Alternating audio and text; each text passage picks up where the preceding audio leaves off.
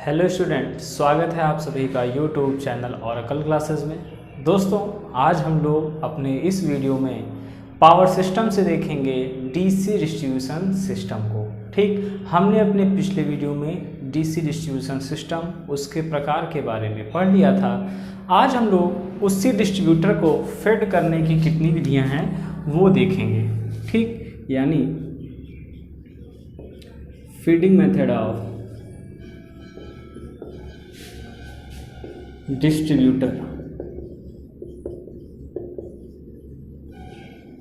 Distributor को feed करने की विधियां कौन कौन सी होती हैं। ठीक, चलिए, तो इसमें जो सबसे पहली विधि आती है वो होती है सिंगल एंड फेडेड मेथड, यानी एक सिरा पोषित विधि। हिंदी में बोलेंगे एक सिरा पोषित विधि।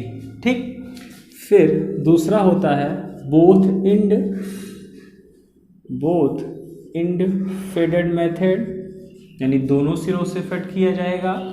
और थर्ड होता है सेंटर फेडेड मेथड। ठीक, यानी ठीक मध्य बिंदु में फेड किया जाएगा। अब इसका मतलब क्या है ये समझ लेते हैं। देखिए, सिंगल एंड फेडेड मेथड यानी जो डिस्ट्रीब्यूटर था, हम लोगों ने पिछले वीडियो में सब डिस्कस किया है। रिंग मेन, ठीक है, क्या होता है, फिर हम लोग का रेडियल सिस्टम क्या होता है। तो इस सिस्टम में ठीक जो भी है आपका, चाहे रेडियल हो चाहे वो रिंग मेन हो, जब आप किसी डिस्ट्रीब्यूटर को, ये हम लोग का क्या है, ये डिस्ट्रीब्यूटर है, ये हम लोग का डिस्ट्रीब्यूटर है, इसलिए सर्विस मेन्स कनेक्ट होंगे।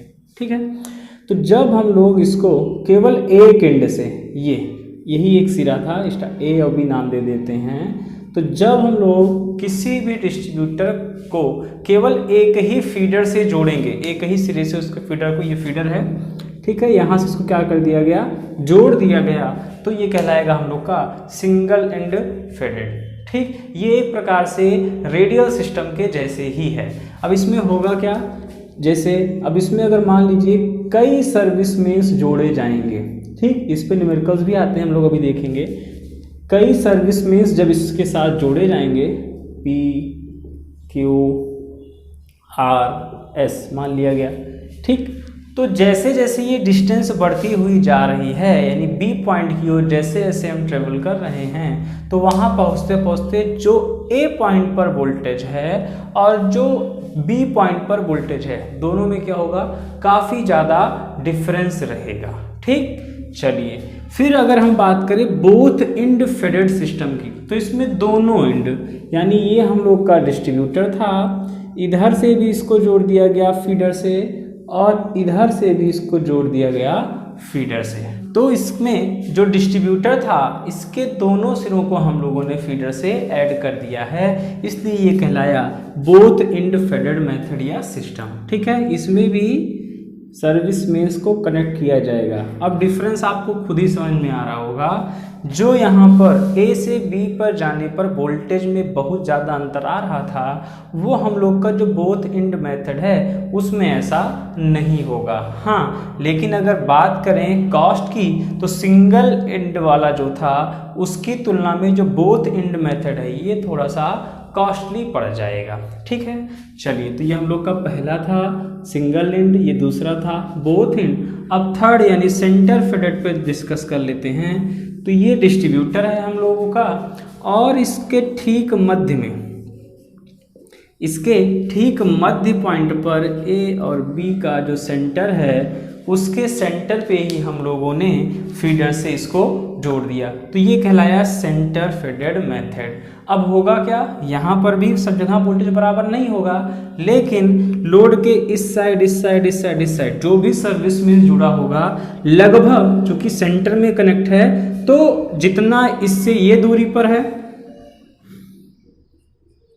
तो जितना सेंटर से यहाँ पर और यहाँ पर वोल्टेज मिलेगा, वही वोल्टेज आपका ये पॉइंट और ये पॉइंट ऑफ वोल्टेज भी क्या होंगे, बराबर होंगे। ठीक, हाँ, हर जगह वोल्टेज बराबर तो नहीं मिलेगा, लेकिन आपका इस सेंटर से जो जितनी दूरी पर स्थित है, दोनों साइड, इस साइड भी और इस साइड भी, उन दोनों लोड को बराबर वोल्टेज मिलेगा।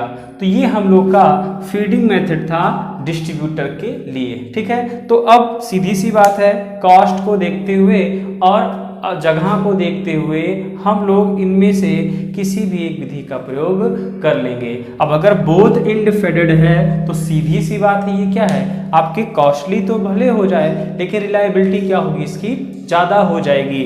बाई चांस अगर इधर फीडर खराब हो जाता है तो इस फीडर से आप सप्लाई को ले सकते हो। जबकि अगर सिंगल इंडिफेडेड की बात की जाए तो मैंने पहले ही बोला कि ये जस्ट लाइक रेडियल सिस्टम ही है। तो इसमें क्या होगा, अगर ये फीडर खराब हो गया तो अब इसके बाद जहाँ पर भी फॉल्ट हुआ है उस फॉल्ट पॉइंट के बाद जितने भी कनेक्ट होंगे किसी को आपको सप्लाई मिलने वाली नहीं है। ठीक, तो यहाँ पे आपका जो सिंगल इंडिफेडेड है ये आपका कंपटीशन के लिए काफ़ी इंपॉर्टेंट हो जाता है, क्योंकि यहाँ पर न्यूमेरिकल्स आ जाते हैं।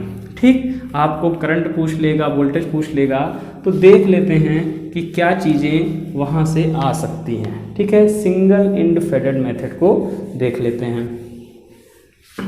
चलिए देखिए होगा क्या, जब सिंगल इंडिफेडेड मेथड की बात की जाएगी तो बोल दिया गया कि ये पॉइंट ए है, ठीक, ये पॉइंट बी है और हमने पॉइंट ए पर सप्लाई दी यानी फीडर से इसको कनेक्ट कर दिया। ठीक है, कनेक्ट कर दिया। अब मान लेते हैं यहाँ पे हमने दिया V वोल्ट का वोल्टेज और इससे ये तीन सर्विस मीन्स कनेक्ट हैं।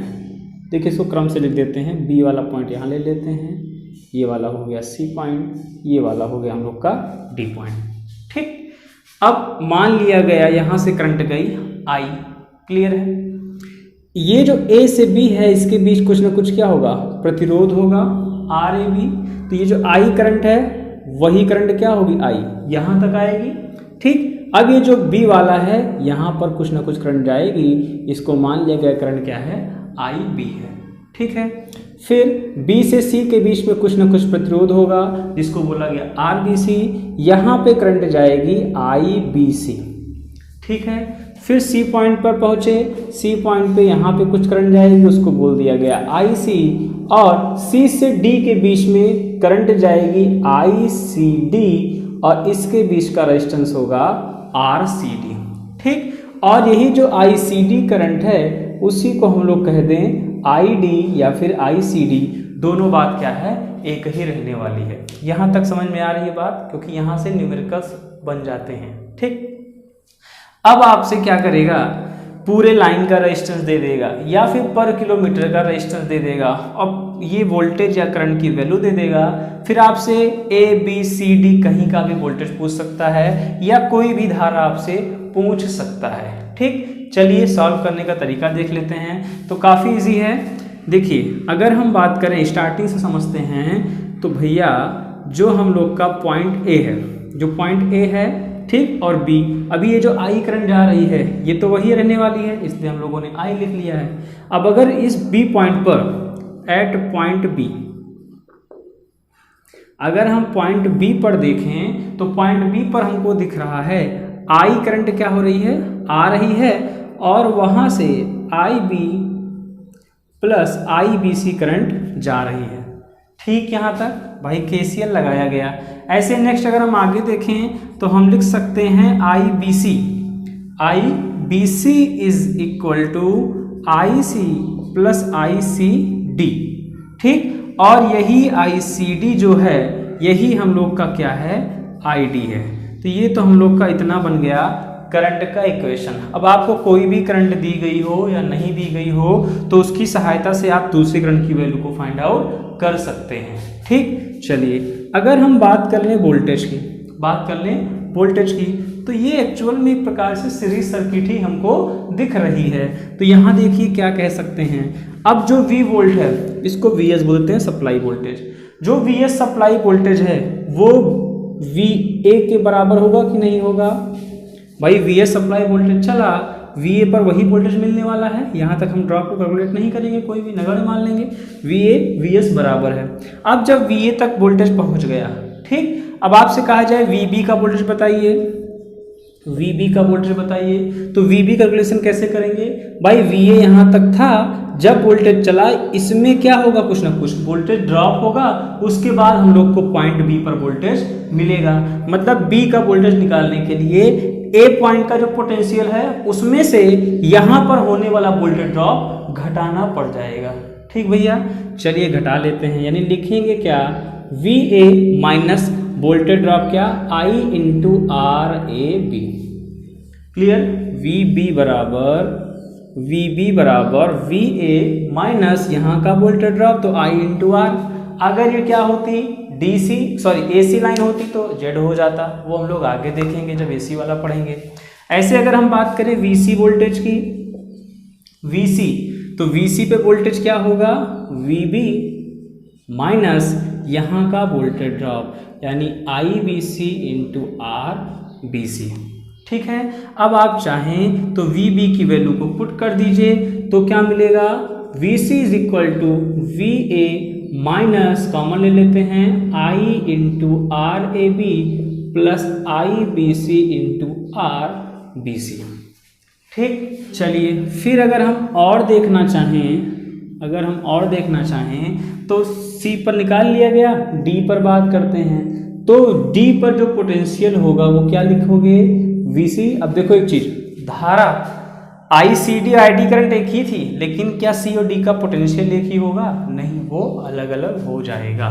ठीक, चलिए तो क्या लिखेंगे, VD पर VC minus ICD into RCD, यहाँ का वोल्टेज ड्रॉप। अब आप VC की वैल्यू पुट कर दीजिए, सब चीज़ें आपको एक व्यवस्थित क्रम में मिलती हुई चली जाएंगी। तो आपको सवाल में रेजिस्टेंस की वैल्यू दे रखेगा पर किलोमीटर, अब दे देगा 100 किलोमीटर लंबी लाइन है, 1 किलोमीटर का प्रतिरोध 10 ओम है, तो आप उससे करके आसानी से क्वेश्चन को सॉल्व कर सकते हैं। बोल देगा A से B के बीच में दूरी 30 किलोमीटर है, C से D में 40 किलोमीटर है और फिर C से D के बीच में आपका 30 किलोमीटर है, तो 100 किलोमीटर लाइन को कंप्लीट कर देगा, आपसे 1 किलोमीटर का रेजिस्टेंस दे देगा और पूछ लेगा धारा या वोल्टेज का मान बताइए। तो ये छोटा सा आपको डेरिवेशन कराया गया, समझाया गया, इस पे रखकर आप आसानी से कैलकुलेशन को कर सकते हैं। ठीक, ये छोटे से ही सवाल हैं जो कि SSC जैसे एग्जामों में आ जाते हैं। ठीक है, तो सिंगल एंड फेड मेथड में आपका ये इतना चीज़ था। अगर बात की जाए एडवांटेज और डिसएडवांटेज की, तो जो सिंगल एंड फेडेड है इकोनॉमिकल है, मतलब कॉस्ट बहुत ज़्यादा तो नहीं आएगी, लेकिन जब रिलायबिलिटी की बात की जाएगी, विश्वसनीयता की बात की जाएगी, कॉन्टिन्यूटी ऑफ सप्लाई की बात की जाएगी, तो सिंगल एंड फेड मेथड को हम कहीं पर भी यूज़ नहीं करेंगे, क्योंकि सीधा सीधा दिख रहा है, अगर इस B पॉइंट के बाद यहाँ पर फॉल्ट हो जाता है तो क्या इसके आगे की सप्लाई चलेगी, जी नहीं, वो नहीं चलेगी। फिर अगर सेकेंड थिंग की बात करें तो हमको क्लियरली दिख रहा है कि देखिए, पुट ही कर लेते हैं value, VD is equal to VC की वैल्यू पुट कर लीजिए, VA माइनस ब्रैकेट लगाइए I into RAB plus IBC into RBC plus इसको भी कंक्लूड कर लेते हैं ICD इंटू RCD। ठीक, अब आपको साफ साफ दिख रहा है, VA को हम क्या लिख सकते हैं, VA को हम लिख सकते हैं VS, मतलब कि जो VA पॉइंट का पोटेंशियल है या VS जो सप्लाई वोल्टेज है, अगर D बिंदु पर बात की जाए तो उतना मिलने वाला नहीं है, बल्कि इतना ड्रॉप होने के बाद ही हम लोगों को वो प्राप्त होगा। ठीक है, तो इसीलिए कहा गया कि जो सिंगल एंड फेडेड मेथड है, ये हम लोग का जितना फीडर के पास में लोड रहेगा उस पे वोल्टेज अच्छा मिलेगा, जितना दूरी बढ़ती जाएगी आपका वोल्टेज डिक्रीज करता चला जाएगा। ठीक, चलिए, तो ये ऐसे अगर सेंटर फेडेड की बात की जाए तो उसमें सेंटर से दोनों साइड पे वोल्टेज क्या होंगे, डिक्रीज होते हुए जाएंगे, जबकि सिंगल यूनिट में क्या था, जिस साइड से आप फेड कर रहे हो उससे अपोजिट साइड में वोल्टेज डिक्रीज होता हुआ जाएगा। जबकि अगर आप सेंटर फेड मेथड की बात कर रहे हो, जिसमें हम लोगों ने कहा ये बीच में सप्लाई दे रहे हैं, तो जैसे जैसे आप सेंटर से इधर और इधर जाते जाओगे वोल्टेज की वैल्यू क्या होगी, घटती हुई चली जाएगी। जबकि जो आपका बोथ एंड फेडेड मेथड है, जो आपका बोथ एंड फेडेड मेथड है ये, इसमें ऐसा कुछ सिस्टम नहीं है, इसमें आपको सेंटर पर भी बराबर वोल्टेज मिल सकता है। क्यों? क्योंकि जो ये लोड है इसको इधर से भी सप्लाई मिलेगी और इधर से भी सप्लाई मिलेगी, तो ड्रॉप उतना ज़्यादा नहीं होगा इन दोनों इसकी तुलना में। ठीक, चलिए, तो ये इतना हम लोग का फीडिंग मेथड ऑफ डिस्ट्रीब्यूटर था। इसके बाद हम लोग देखेंगे पावर फैक्टर इंप्रूवमेंट का मेथड। चलिए मिलते हैं अपने नेक्स्ट वीडियो में। Thanks for watching.